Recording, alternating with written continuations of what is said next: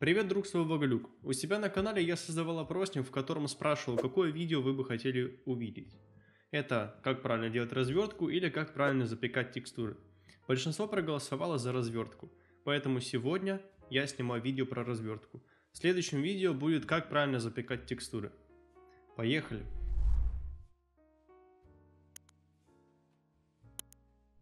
Очень много людей у меня в комментариях, да и в личку пишут: блин, посоветуй какие-то курсы, какие ты курсы проходил, где я могу посмотреть какие-то обучающие видео, кроме Ютуба.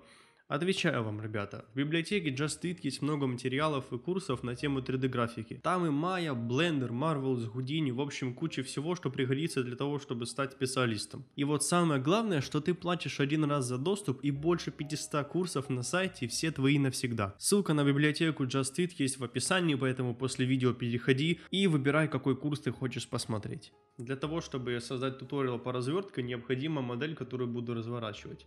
Поэтому я зашел на CG-Trader и нашел здесь такой бесплатный телевизор, посмотрел его сетку, вполне нормальная, поэтому в этом видео буду разворачивать такой телек. Вы также можете скачать эту модель, я ссылку на нее оставлю в описании, попрактикуйтесь разворачивать ее и скажите в комментариях, какой текстиль у вас вышел. Итак, перед тем, как перейти к практике, нужно изучить теорию. Поэтому я выписал несколько таких главных правил, которые нужно соблюдать при любой развертке. UV должно быть ровное, шеллы выровнены в прямоугольник, углы на шеллах должны быть по 90 градусов, где это возможно. Центральный edge на круглых шеллах должен быть выровнен либо по вертикали, либо по горизонтали. Швы должны быть в труднодоступных глазу местах. Труднодоступные глазу шеллы должны быть уменьшены, а невидимых шеллов не должно быть вообще. Шеллы в виде колец должны быть выровнены в прямоугольник. Текстиль на всех UV-островках, кроме труднодоступных глазу, должен быть одинаковым. При упаковке нужно соблюдать определенные отступы между рамкой тайлом и шейлами. Для оптимизации пространства можно использовать оверлапы, особенно на мелких деталях. В конечном результате подтяжек на чекере не должно быть, допускается только небольшое отклонение. И последнее. Для оптимизации пространства и увеличения текстиля на шеллах можно делать дополнительные разрезы. Итак, с теорией я тебя уже ознакомил. Давай теперь перейдем к практике. Итак, я уже импортировал сюда телевизор, который скачал. Давай посмотрим на его сетку. Довольно неплохая сетка. Я здесь поправил вот этот вот кружок, потому что здесь все его точки были сведены в одну. Расскажу, почему так делать нельзя. Ну как нельзя, можно, конечно, просто вы этим самым добавляете лишние 2 полигона. Вот смотри, давай я, например, выделю вот эти вот все полигоны на плоскости. Вот эта окружность у меня занимает 12 полигонов. Если я ее триангулирую, движок всегда триангулирует, получаем 22 фейса. Сейчас давай я удалю эти фейсы и сведу их в одну точку. Теперь выделю, получаем 24 фейса. То есть, какой вывод можно сделать? Если делать вот такую геометрию, сводить все в одну точку, тогда у тебя добавляются лишние 2 полигона. Да, это не критично, но просто если ты можешь сделать сетку оптимизирования, при этом не теряя в качестве, почему бы так и не сделать? Поэтому запомните это правило и больше не делайте вот такой вот геометрии. Давай вернем это все обратно. Итак, давай теперь посмотрим на развертку этой модели. Значит, видно здесь подтяжки, я включил отображение этих подтяжек. Это делается вот здесь вот. Переходим в это меню и можно здесь включить Display Stretch. И все вот эти вот зеленые и светло-зеленые полигоны означают, что у нас тут есть подтяжка. Видим здесь какую-то интересную развертку, да, которая как бы не компактная, да, занимает слишком много места. Потом третье. Видим здесь вот такое вот кольцо, которое не развернуто. Вот еще одно кольцо, которое не развернуто. Я буду показывать, как разворачивать в Rism UV. Те, у кого нету Rism UV, либо установите себе и пользуйтесь им, либо разворачивайте в блендере. Правила везде одинаковые, функционал программ разный. Лично я выбрал Rism UV, потому что он используется во многих студиях, его используют во всех пайплайнах, он разворачивает очень быстро, удобно, там есть куча всяких кнопок, которые помогают тебе упростить процесс развертки. Я знаю, что в блендере тоже есть куча аддонов, которые тебе помогают это все оптимизировать, выровнять, но Rism UV это как стандарт, да, то есть это как Marmoset или Substance Painter, где ты печешь текстуры. Вот то же самое Rizum UV и Blender. Итак, я выбрал для себя такой метод. Разворачивать я буду в Rizum, а нарезать шеллы я буду в Blender, потому что мне так удобно. Значит, смотри. Итак, давай начнем разворачивать модель. Правило, которое нужно еще запомнить, это то, что мы должны делать разрезы на Sharp-эджах. Если на Sharp-эджах не будет разреза, то при запечке запечется плохо фаска и будет видно отчетливо край эджа. Он будет прямо выделяться и рябить. Поэтому на всех hard-эджах мы должны сделать разрез. Например, я могу выбрать вот через Shift, да, вот этот вот Edge Loop, и сделать ему Mark Sim. Тем самым я сделал Sim разрез на hard-эджах. Чтобы не выделять вручную, можно использоваться удобным тулом. Переходим во вкладку Select, Select Sharp Edges. Я себе поставил сюда на 4, потому что не хочу постоянно лезть, да, и нажимать эту кнопку. И здесь Blender мне сейчас выделил все эджи, которые имеют угол под 30 градусов. Тут мы можем задать угол 90 градусов, чтобы прям вот такой вот угол у нас выбрался. Но в основном 30 градусов достаточно. Теперь я нажимаю Mark Sim. И у нас Blender сделал симы на всех hard-эджах. После всей этой процедуры нужно почистить наши симы, потому что Blender их добавил вот на таких моментах, которые, в принципе, можно развернуть на один островок. Давай начну с вот этого колечка. Его явно можно развернуть в один UV Shell. Я выберу вот эти Edge лупы и уберу здесь разрез. Сейчас у меня получается тут есть Hard Edge, но он без разреза. Для того, чтобы убрать этот Hard Edge, я поставлю на Auto Smooth, выставлю здесь 50. Как видим, тут еще Hard Edge стоит, значит повышаем угол 70, 90, 90 градусов. И здесь пропал Hard Edge, соответственно, можно это все не разрезать. Но мы получаем плохой шейдинг на нашей модели. Для того, чтобы это исправить, я перехожу в Edit Mode, выделяю какой-то Edge, который у меня помеченный разрезом, нажимаю Shift-G и нажимаю Sim.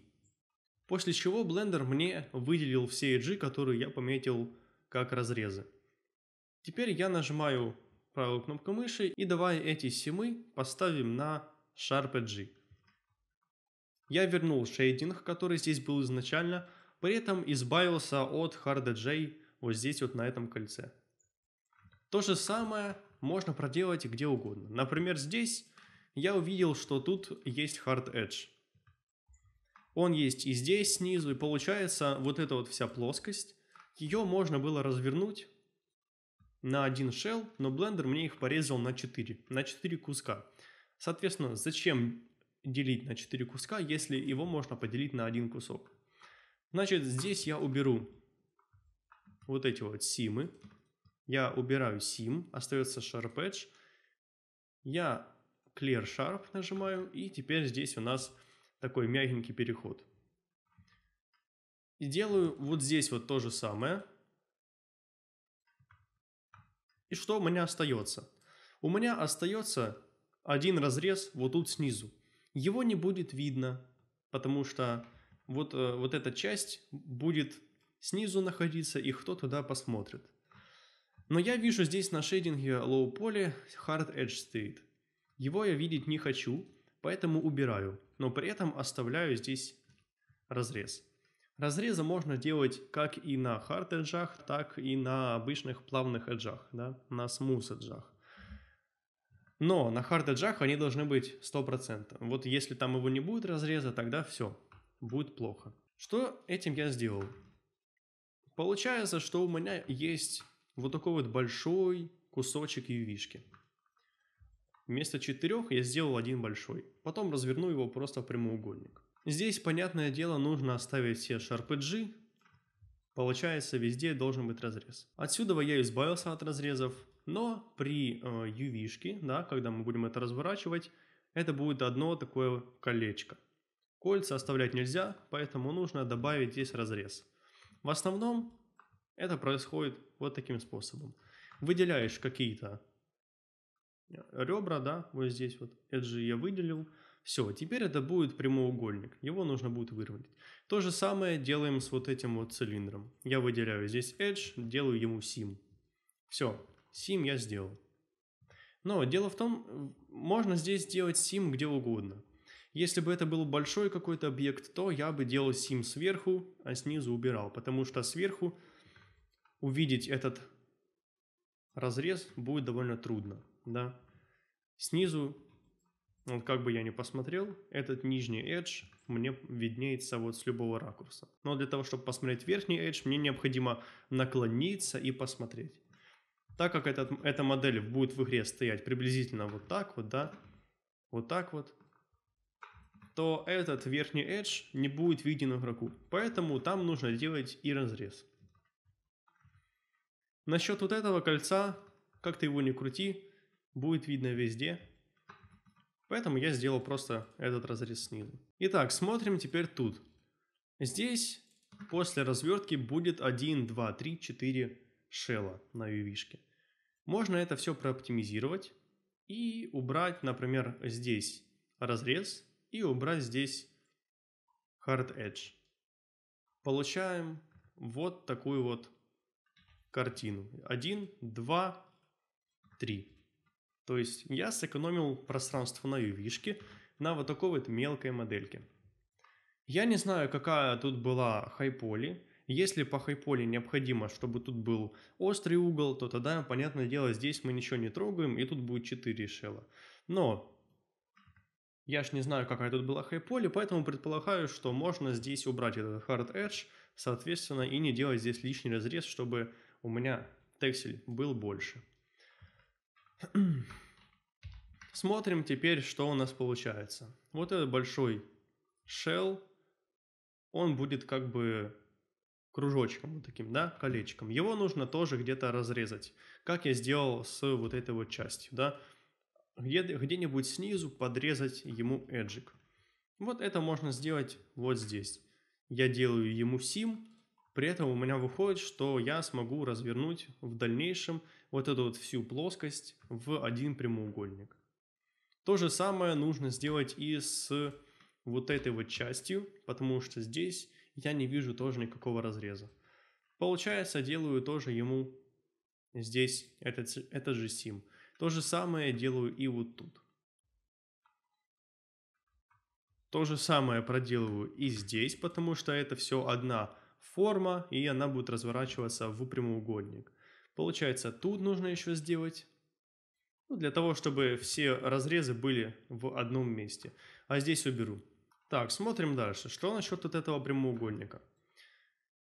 Так как тут hard edge, это все разрезается так, как и разрезается. Да? Я бы здесь еще убрал этот сим, но hard edge остается, и без него будет плохо смотреться, поэтому все-таки здесь необходимо сделать разрез, как бы там тебе этого не хотелось.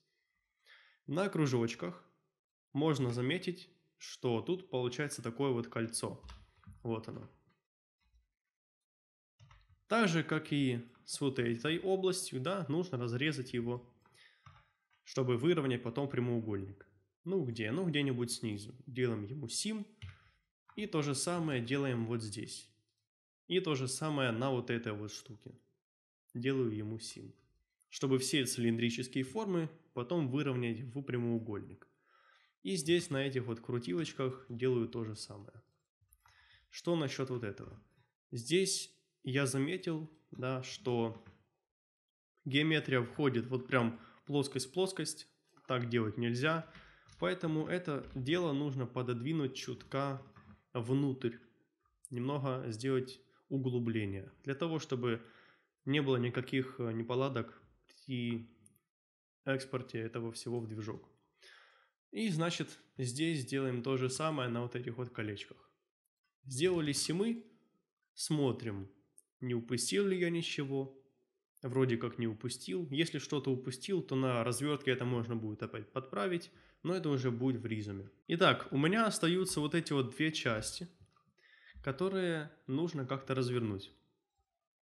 Давай посмотрим, как они развернутся, будут ли тут сильные подтяжки. Если их тут не будет, тогда развернем это одним большим кусочком.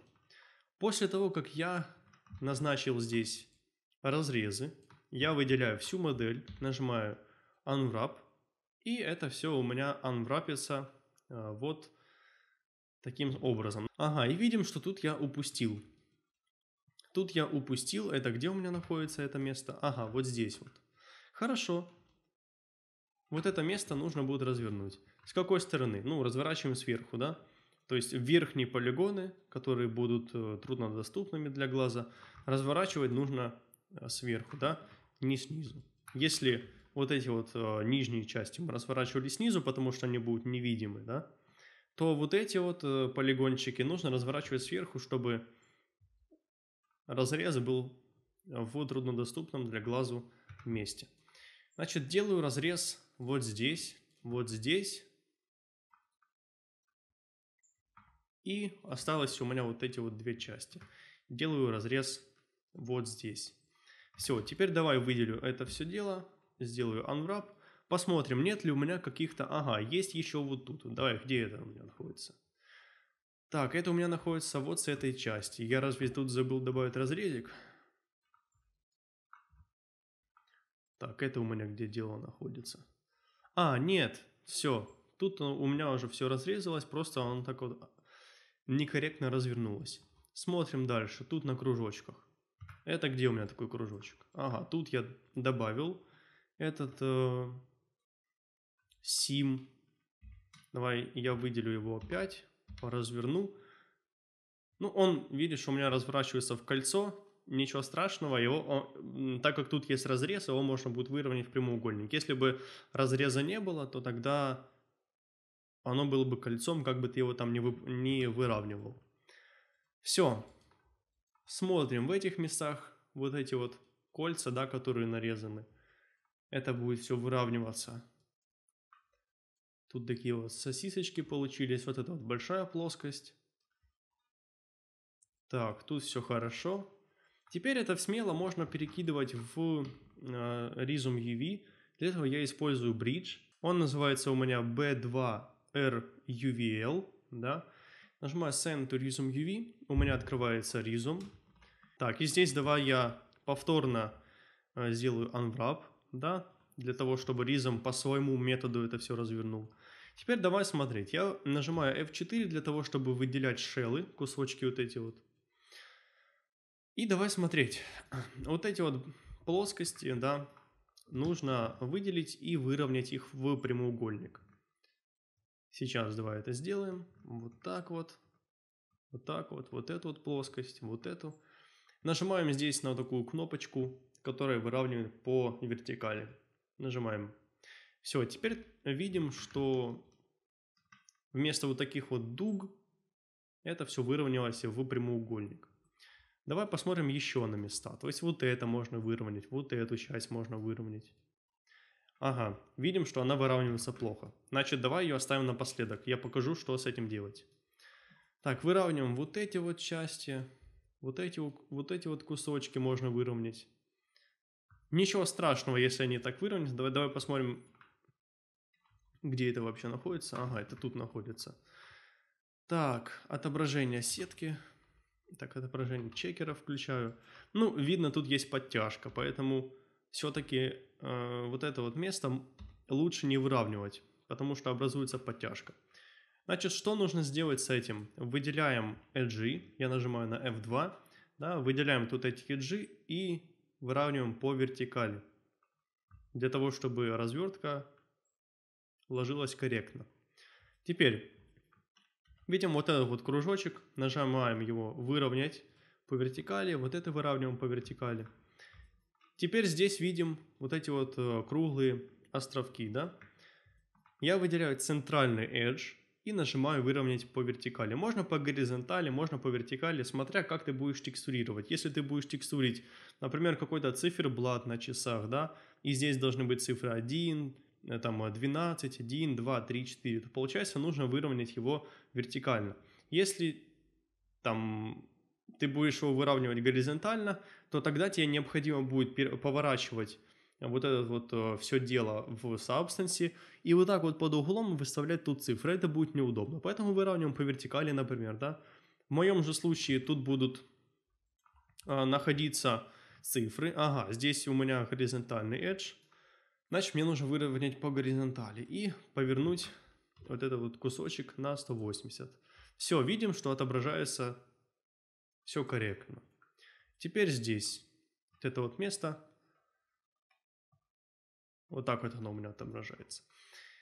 Вот этот кусочек, как я понял, он будет просто залитый сплошным каким-то цветом, поэтому тут все равно, как ты его там не разворачивал по вертикали, по горизонтали, на это вообще никакой разницы нету. Значит, что осталось? Остались вот эти вот кольца, их выравниваем по вертикали, например, и здесь вот эти вот кружочки, их я выровняю тоже по вертикали. Мне, в принципе, все равно выравнивать их по вертикали или горизонтали, потому что я эту модельку не собираюсь никак текстурировать, просто показываю, как это можно разворачивать. Уже у тебя там в каком-то конкретном случае ты сам должен выбрать, как тебе удобнее будет текстурить, если ты развернешь по горизонтали или по вертикали. Так, у меня остался вот такой вот проблемный shell и вот такой. Вот эти вот два кусочка я выровняю потом, покажу, как это все делается.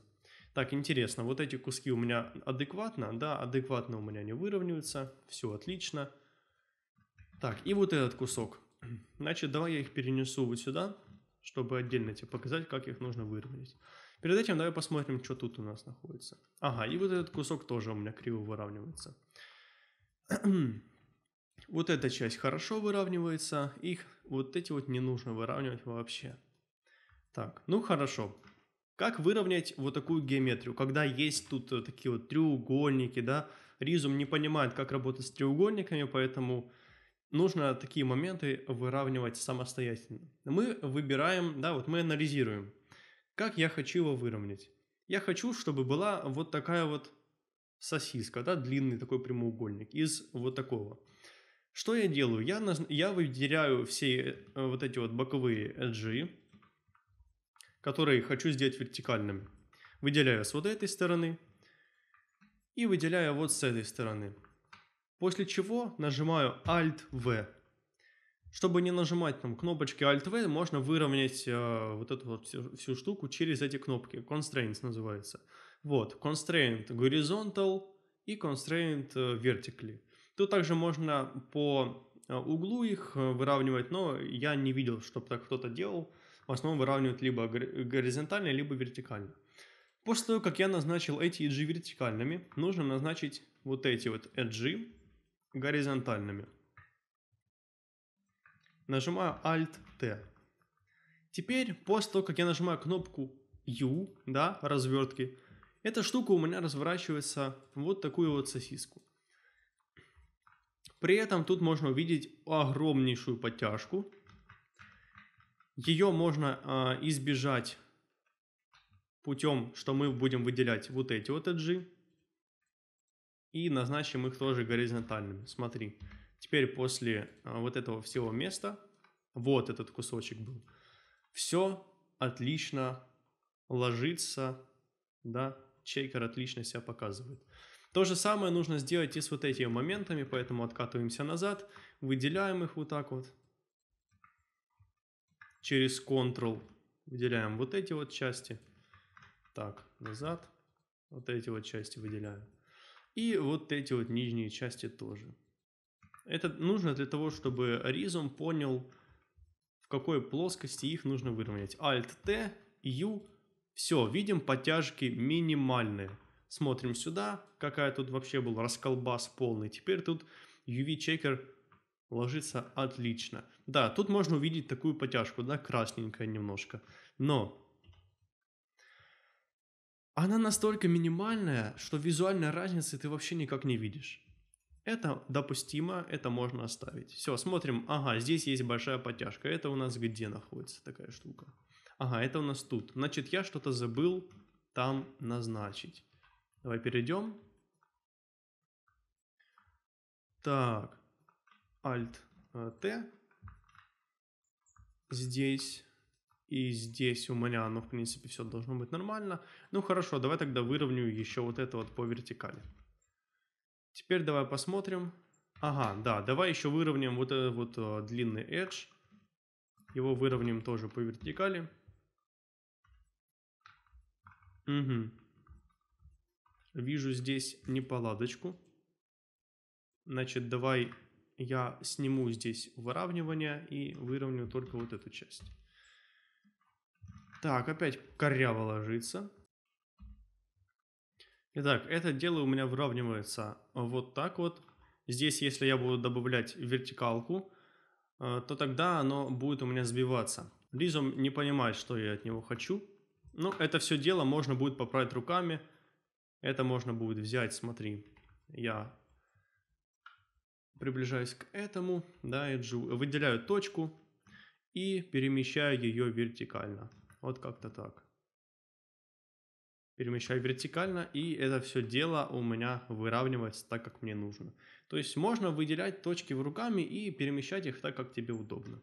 Главное потом не забыть, да, ты когда будешь опять делать UV, да, здесь, оно у тебя опять все собьется, нужно будет их выровнять руками. Итак, как развернуть теперь вот эту часть? Смотри, здесь что мы видим? 1, 2, 3. 3 точки с этой стороны и 1, 2, 3, 4, 5 точек с вот этой. Если я буду их разворачивать по вертикали, то тогда у меня собьется абсолютно все. У меня здесь будет слишком пережато, а здесь будет нормально. И вот смотри, даже покажу тебе сейчас. Я выделяю вот этот вот вертикальный, не обращая внимания на вот эту часть, да. Это как горизонтальный и вот это как вертикальный. Я нажимаю выровнять и смотри, что у меня получается. Здесь это все дело, оно хоть и выравнивается, да, вот так вот, например. Но тут образуется подтяжка, вот особенно с этой части. Сейчас, вот с этой части образуется сильная подтяжка. Если я ее буду как-то дергать, то это вообще никак не поможет мне. Как бы я ее там не настраивал. Поэтому вот такие куски, когда у тебя здесь идет спад геометрии, да, на закруглении. Вот тут у тебя больше точек, тут у тебя меньше точек. Вот эти куски выравнивать нежелательно. Ну, ты их никак просто и не выровняешь. У тебя будет либо вот такая вот ровная, но с такой подтяжкой кривой, да, либо у тебя будет такая. Смотри, вот такие кусочки, они как бы много места и не занимают. Поэтому их можно никак и не выравнивать. Главное, что нужно сделать, это задать им вертикальную ось, да, чтобы они по вертикали так стояли, и все. Что нужно делать, чтобы выровнять это? Нужно просто не создавать такую геометрию. Чтобы здесь было, вот давай вот так вот покажу. Чтобы тут было вот так вот, вот так вот, вот так вот, вот так вот и вот так вот. Чтобы здесь было 5 точек и с этой стороны 5 точек. Тогда без проблем выровняется все тебе в прямоугольник. Но когда у тебя вот такая вот часть, ты ее никак выровнять не можешь. Поэтому тут лучше оставить все как есть, чем сделать заломы на чекере. Так, идет 50 минут. Тут 50, все, хорошо.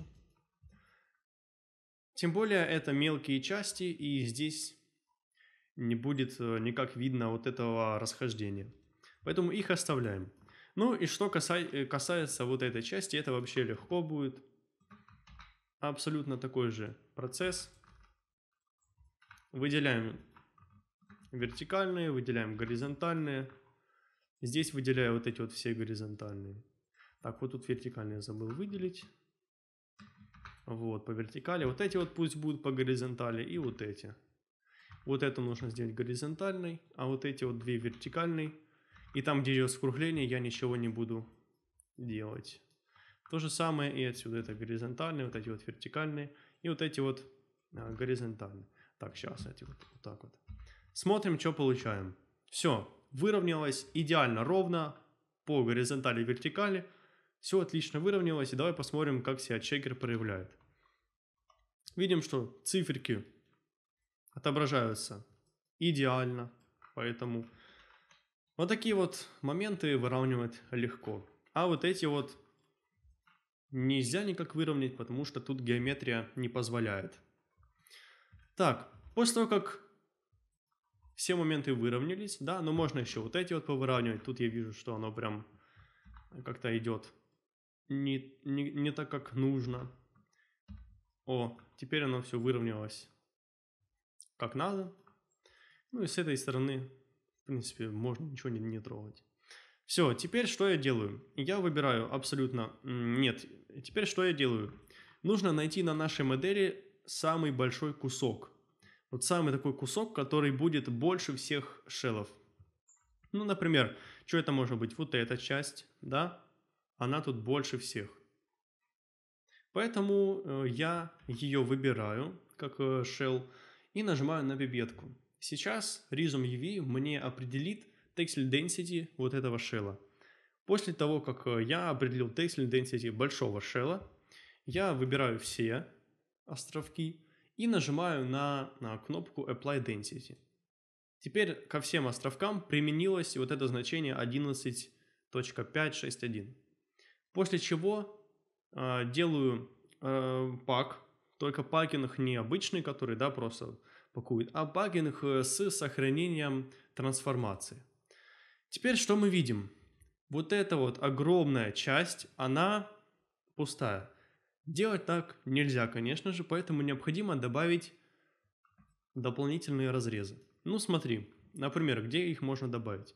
На вот этих вот всех плоскостях. Я тут добавлял разрезы вот здесь, да, добавлял. Теперь давай добавим, значит, вот с этой стороны.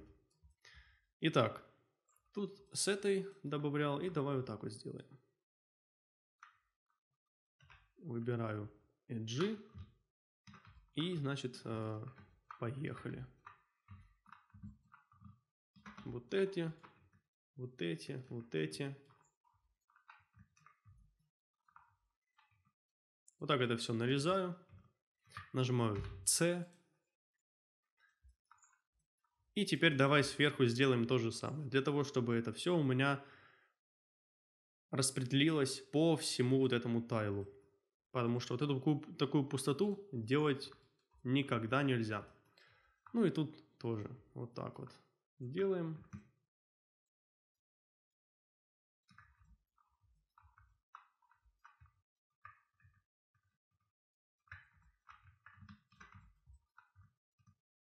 Так, тут уже есть эти.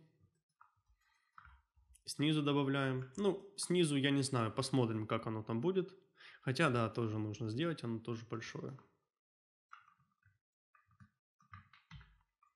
Тут делаем разрезик. Тут сделаны.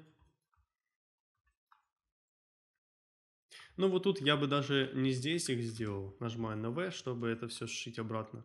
А сделал бы вот тут. Чтобы тут было два. Вот такой кусочек и вот такой. Так, ну и делать надо еще вот тут. Так, C. И здесь сверху.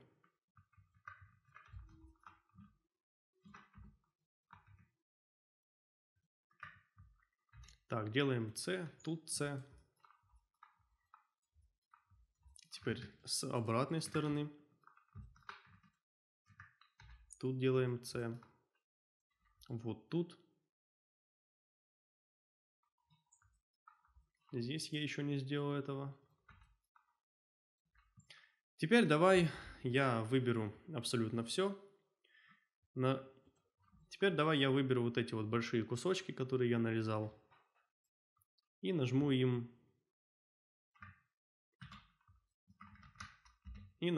разверточку. Теперь смотри, вот эту штуку я выделю отсюда вам. J, чтобы ничего с ней не происходило. Тут нажму просто P для того, чтобы оно мне как-то распределило это все дело. Ага, тут я неправильно сделал разрезик. Вот тут надо его сделать. Оп-оп. Так. Ну что, давай попробуем сейчас это все дело выровнять в прямоугольнике. Выравниваем вот эти части, выравниваются на ура.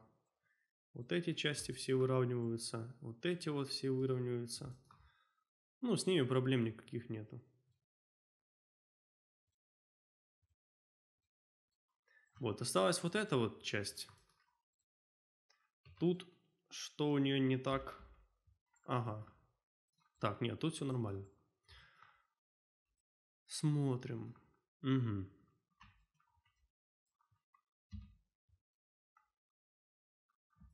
Ну и вот здесь вот эти вот точки нужно подвигать.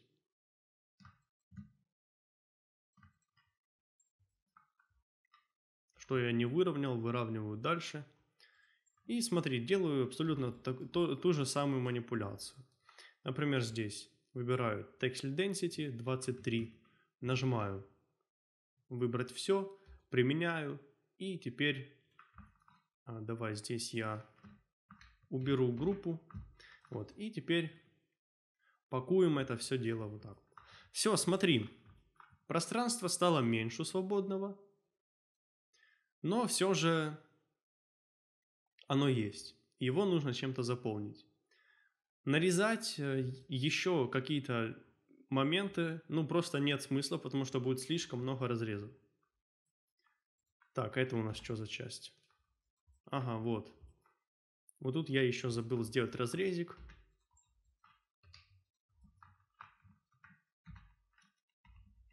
Оп. Так, это дело у меня.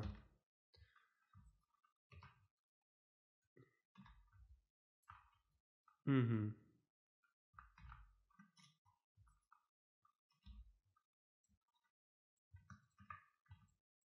Тут я убираю констрейнты. Все, делаю такую вот развертку. А здесь точку эту двигаю вот так вот. Снизу все нормально. Отлично. Теперь давай заново возьму Texel Density, да.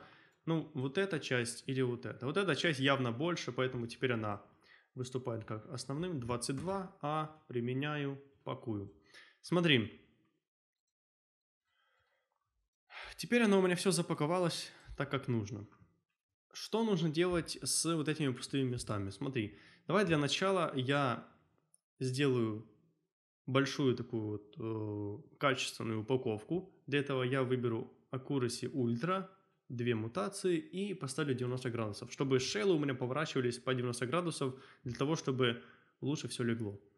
Делаю упаковочку, он сейчас просчитывает, как это все делается, и пакует мне. Теперь смотри, свободного места стало еще меньше, это очень хорошо. Смотрим Texel Density 24. И давай заполним вот эти вот пустые квадратики. Как это все можно делать? Можно увеличивать шеллы, а какие-то уменьшать. Какие шеллы можно увеличить? Можно увеличивать... Вот зачем мы делаем этот Texel Density, да? Для того, чтобы у меня этот чекер был одинаковый на всех деталях. Добавлю я, например, металл, да, сюда, металл. И тут будут одна текстура, да, одного качества. А если тут, например, Texel Density 24, да, тут будет металл ложиться, ну, обычно. А вот эта деталь, которая абсолютно такая же, как и эта должна быть, да, по размерам. А если у нее будет Texel Density, например, 12, то та же текстура металла, которая будет лежать здесь и отображаться правильно, она здесь будет отображаться сжата. Тут будут пиксели, а здесь их не будет. Давай покажу тебе на примере. Например, я ее уменьшаю, и видим, что детальки у нас одинаковые, но если я добавлю сюда одну текстуру и сюда такую же текстуру, то тут она будет увеличенная, и здесь она будет, ну, и здесь она будет пиксельная, увеличенная, а здесь получается, что она будет хорошо отображаться. Поэтому такие моменты нужно соблюдать, чтобы все крупные детали были одинакового текстиля. Но, например, если я добавляю сюда текстуру металла, да, а вот сюда вот на кнопочке добавляю текстуру пластмассы, то мне все равно.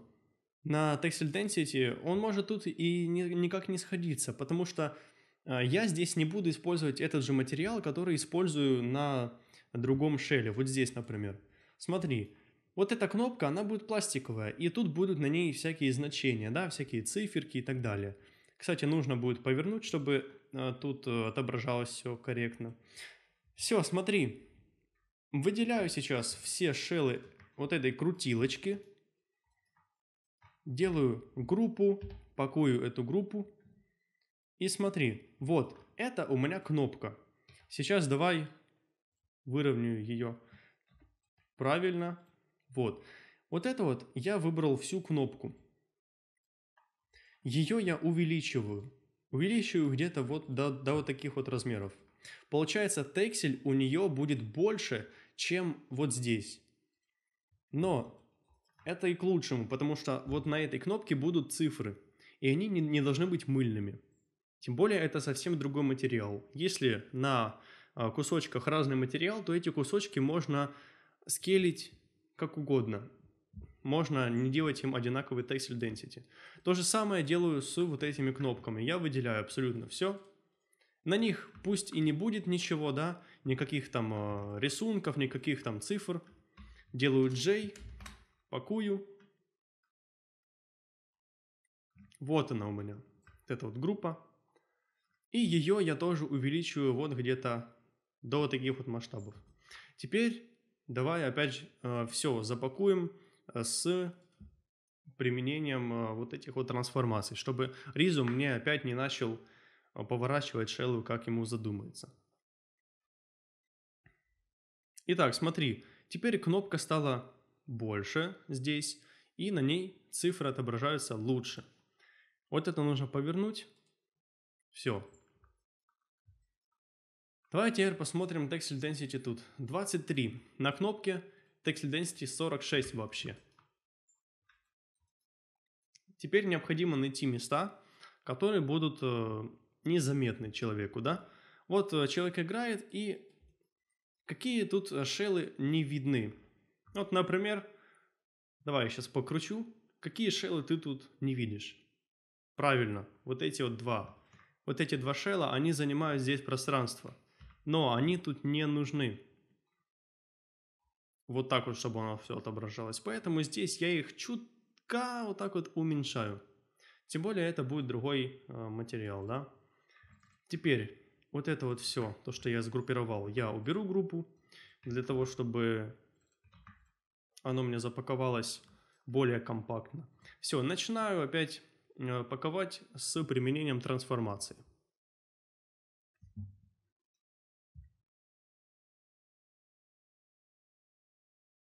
Итак, смотрим. Теперь вот это вот все место, да, вот это вот пустое место забилось, и свободных квадратиков стало меньше. Давай посмотрим, какой Textile Density тут.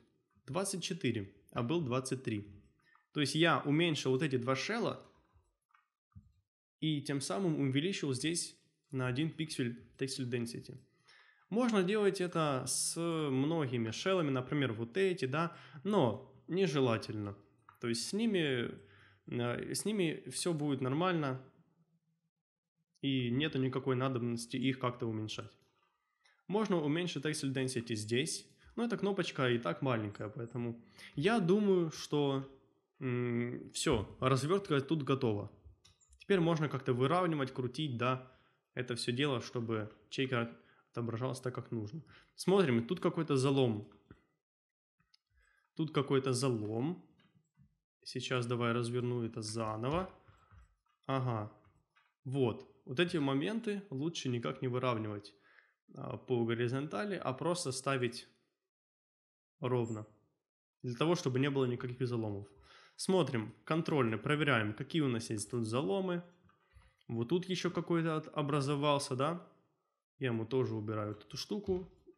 Угу. Так, этот shell нужно тоже выровнять, только задать ему какой-то edge. Например, я сделаю его горизонтальным, для того, чтобы тут не было какой-то потяжки. Если я его выровняю в прямоугольник, то тогда из-за того, что здесь вот такая вот геометрия под углом находится, тут получается расстояние между точек больше, чем расстояние между точек вот здесь вот.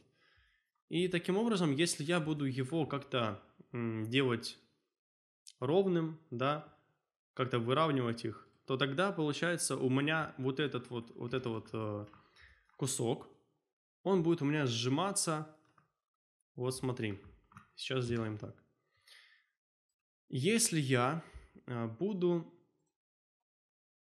вот эти вот точки выравнивать с вот этими, да, по вертикали, то тогда вот вот этот edge будет выравниваться по горизонтали. Вот так вот, например. То же самое будет происходить и здесь. И таким самым образом вот этот вот большой shell, он у меня будет в этих вот местах сжиматься по углам. Вот сюда он будет просто сжиматься. При этом здесь он, ну, как и был, такой и остается. И в итоге вот эта вот его нижняя часть, она будет сжиматься, в то время как его верхняя часть будет оставаться такой же. И здесь лучше никак не применять выравнивание. Как оно развернулось, так и развернулось.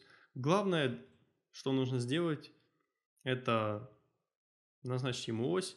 Если мы будем даже вот эти вот части назначать ему, да, то тогда здесь можно видеть, уже идет подтяжка. Если вот эти части буду тоже ему назначать, то подтяжка образуется с этой стороны, да.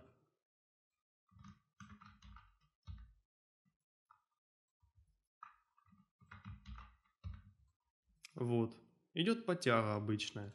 И получается, вот эта часть, она нормальная, но если я буду вот эти точки выравнивать по вертикали, для того, чтобы тут образовался у меня прямоугольник, вот, видишь, то, о чем я и говорил. Здесь она начинает сжиматься, а тут остается такой, как и нужно. Поэтому в данном случае вот эту часть не нужно никак выравнивать. Можно избежать вот такого вот шелла, убрать ему разрезы здесь, да, как оно и было раньше. Он у меня выравнивался вообще отлично. Точно такая ситуация у нас снизу, но тут можно видеть не сильно большую потяжку, тем более это нижняя часть, которая будет труднодоступная для глаза. Ее я так и оставлю. А вот эта вот боковая, с ней тоже придется повозиться, убрать ей констрейнты и выровнять тоже по вертикали. Все, теперь давай я выберу здесь большой кусок и здесь применю вот этим вот частям этот Texel Density. Теперь давай опять запакую и посмотрим, что у нас получилось.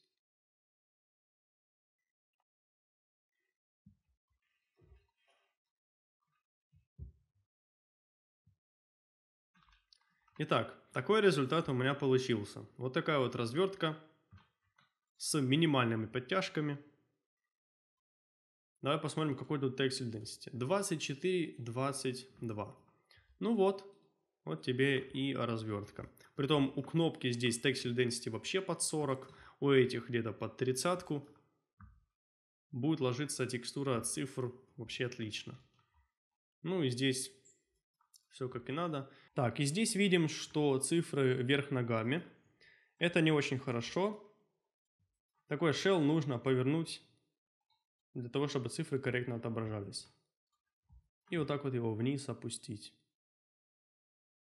Здесь по краям видим еще подтяжечки. Вот на вот этих вот местах. Это из-за того, что здесь вот этот нижний edge, он длиннее, чем верхний. И когда мы пытаемся его выровнять в прямоугольник, то получается так, что эти точки сжимаются и отображается чекер неправильно.